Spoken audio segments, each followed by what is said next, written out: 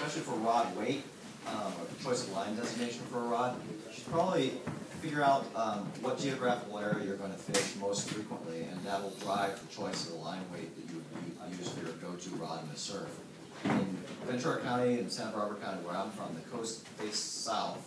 We have barrier islands out to the southwest, and so the typical surf there is quite a bit more metal than it is in the coastline, say south of Orange County. Peter mentioned fishing in the bay. Obviously have calmer conditions there. So what I would say is for rod weights, I tend to use a 6 weight quite frequently, and if it's really cranking and I really want to abuse myself in those conditions, I'll go out with an 8. But in the area I'm from, a 6 weight probably serves you best. In other areas of the coast, you might want a slightly heavier setup to manage the line in heavier surf, and that would probably be true of Orange County and south of South Bay, all the way to north of San Diego. 6 to 8 weight, I'd say generally. Obviously use more weight when it's the surf's a little higher. For reels, you'll find people develop allegiances to certain brands because they get comfortable with them and they work well. There's a lot of different choices. I ended up using Lamson reels, just like Vaughn mentioned, because they're dead simple. They're not really sealed though. They claim to be sealed. They're not sealed, but they're quite amenable to a casual dunking. You have to keep track of that clutch bearing that's on the inside. Keep an eye on it. If it needs to be replaced, you replace it. The mechanism, the Lamson internal sealed drag with conical drag, is extraordinarily simple in terms of part count and is sort of sealed. So, if you get splashed and sand comes up on your rig, it's not that big of a deal to actually dunk the reel in salt water temporarily. You don't ever want to immerse reels if you can avoid it. And then for cleanup in those situations, I just do freshwater rinse, at the end of the session. Lines. My first line in surf was a Rio DC striper integrated line. I hate the thing. You'll find some personal preferences relating to running lines that are intermediate sink, and they're driven by one of two considerations. Lines like the Rio DC striper line, they have a hard outer surface, and that means they're very slick and they don't sort of catch on the guides. There's very low friction as you're shooting line. That hardness of the line also contributes to line memory. So you'll find people talking about, well, I stretched my line, I attached my fly to the bumper, ran 100 feet away and stretched my line at the beginning of the session to remove line memory, which will cause coiling in the basket and sort of some line management troubles. The alternative to that is very soft materials like the Airflow series of lines, like the Polyshoot and so forth, that's made out of a different material that's quite a bit softer, and as a result, it's a little stickier in the guides. So all things being equal, what you'll find is the handling is better. The handling in the basket is better and easier for softer lines, softer intermediate lines like the Airflow Polyshoot series.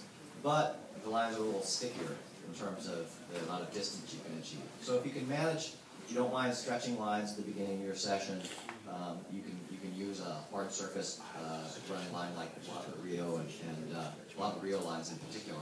Or you can, if you like convenience, you're a little bit lazy about your fishing, and you never want to stretch a line, you can use something like an Airflow intermediate running line.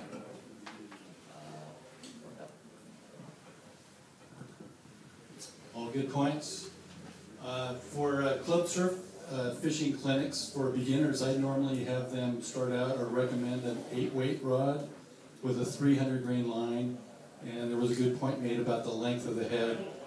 It's much easier when you're beginning to have a 24, 26 foot head as opposed to a more standard 30 foot head.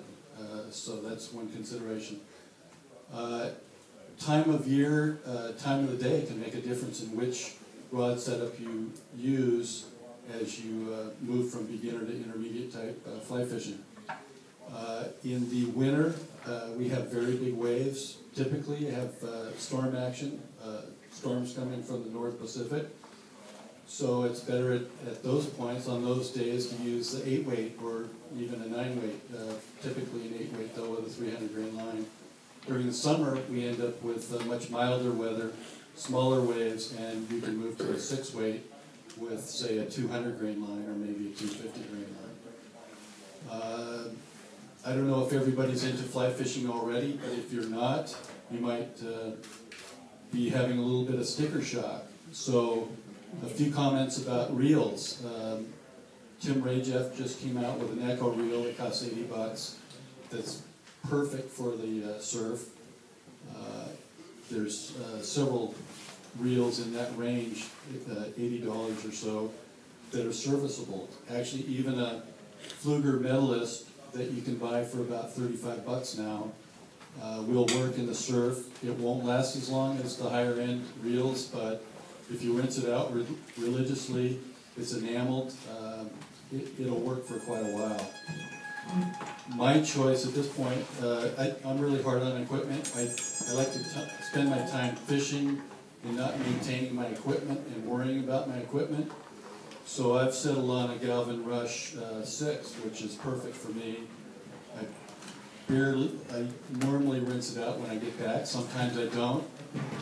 I fish on my way to work, throw it in my trunk. It's in super high temperature during the summer, and it just keeps on ticking. It's a very robust reel, so I like that one, the Galvin Rush.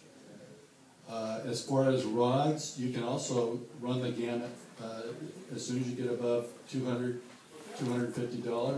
you can count on a rod. It's going to be great, but if you want to go to a lower end rod, there's quite a few choices. Echo makes a whole bunch of rods that are very serviceable. I've got some Echo, actually they were just called the Echo, now they've got the Echo 2 and Echo 3 that are getting higher in price. Also, Temple Fork rods in the mid 200s are a good choice. And I could say more, but let's keep moving. I think everybody, yes, question? Is there any preferences in terms of fishing in certain tides?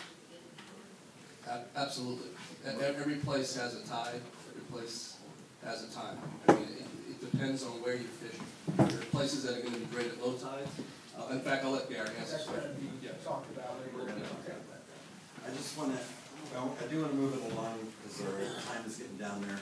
Maybe I can just get one answer from one of the guys on what to put behind your line on your reel. Volunteers? Backing. 20 or 30 pound jack. Yeah. Okay, Dacron, Jim White Dacron.